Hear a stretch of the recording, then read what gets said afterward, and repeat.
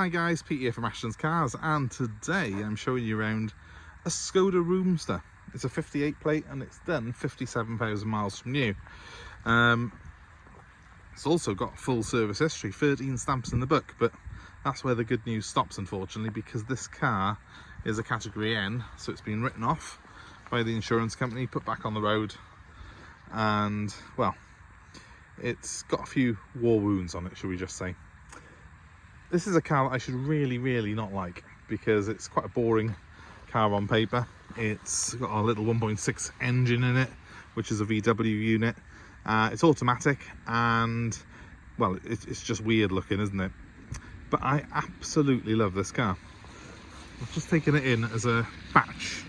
We're in a batch of cars that I bought off a local dealership, and it's just such a practical thing that I'm sorely tempted just to hang on to it and keep it as a spare car, to be honest with you, just to sort of be using it as a bit of a dump car and that sort of thing. But I thought I'd do a little video of it anyway for the channel.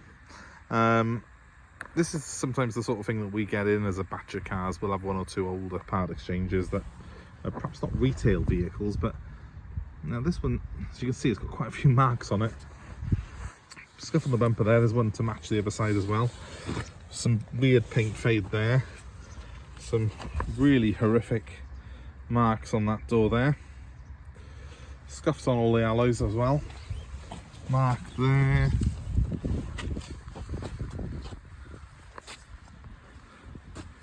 More marks and a dent on this side. And I have had it cleaned. It was filthy when it came in, this car was.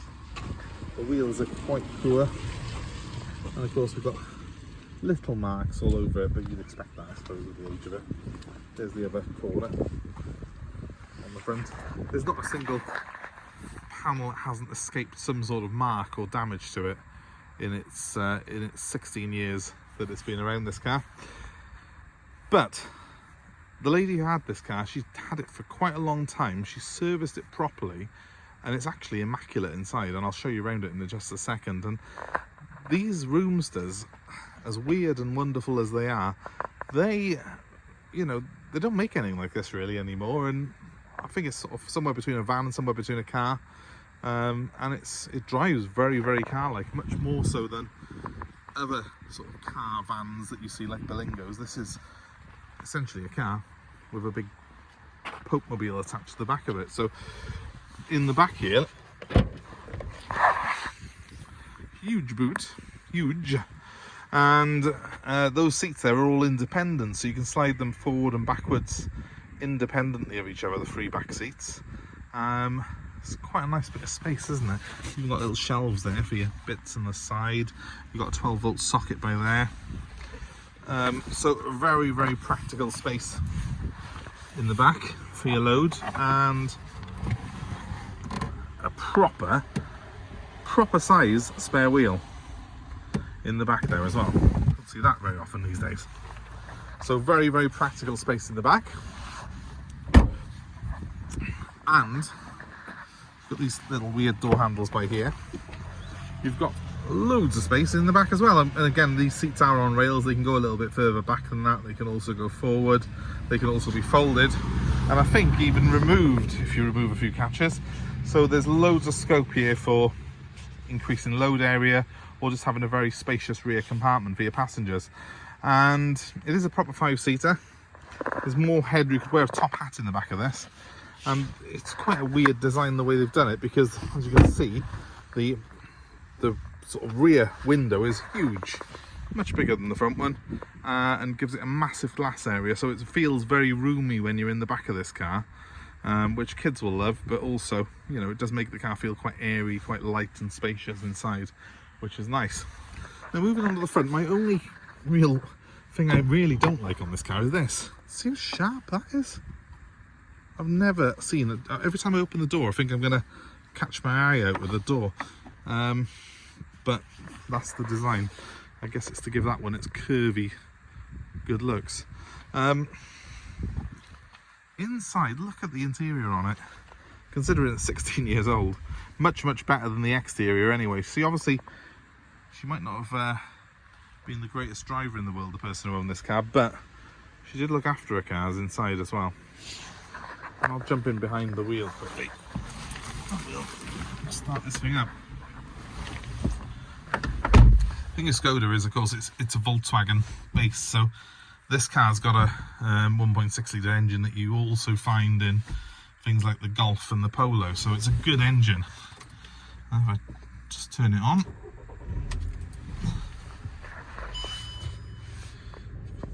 The obligatory fuel light is on, but apart from that, look at that. No other lights, no warnings, and if I rev it, and the mileage isn't up on there, is it? Yeah. Let's press that. There we are, 57,000 miles. And as I say, it's 13 service stamps. She's serviced this car 13 times in that space of time, so that's fantastic. Now the aircon I have tested, and it is blowing ice cold. The car's got rear parking sensors, which are all working. The stereo's all good. It's in pretty good shape for its age. I mean, they're not the most highly spec'd of cars, but you do get things like aircon, which is like a climatic system. So you've got a manual dial for the temperature, but it will maintain 22 degrees and stuff like that if you wish it to. It's also got things like ESP, so it's got the stability control, the same as the Volkswagen, and it's got heated door mirrors as well as electric front windows, in fact. So it's not a bad spec. You've got a good view of the road because you sit a little bit higher than a normal car, and even though there's a smaller glass area than the back, you do have a reasonably good view out. Slightly weird thing here where they've blacked that out to give it its shape, which does cut a little bit of visibility when you're pulling out of some junctions, but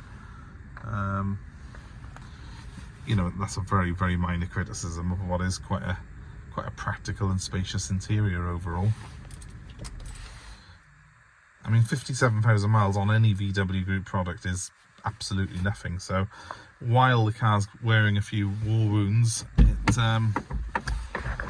it's clearly got a lot of life left in it. The thing is, I could obviously paint this car and try and make it look a bit prettier, but the reality is this car is already a Cat N. So the insurance company, for whatever reason, have wrote this car off. It might be because of that scuff by there, because the insurance company will write a car off for next to nothing these days.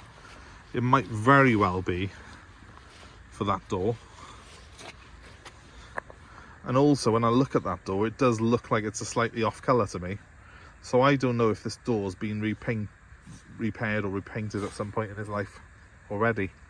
It might well have had a worse bit of damage on it at some point. They've repaired it and then it's been hit again.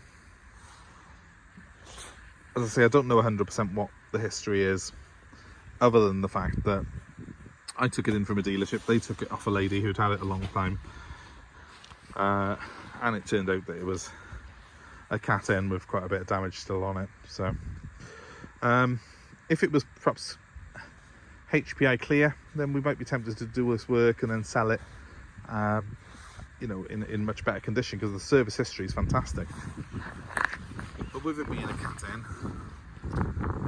it isn't worth as much anyway as it would be as a clean car, so it's probably not worth us spending too much money on it.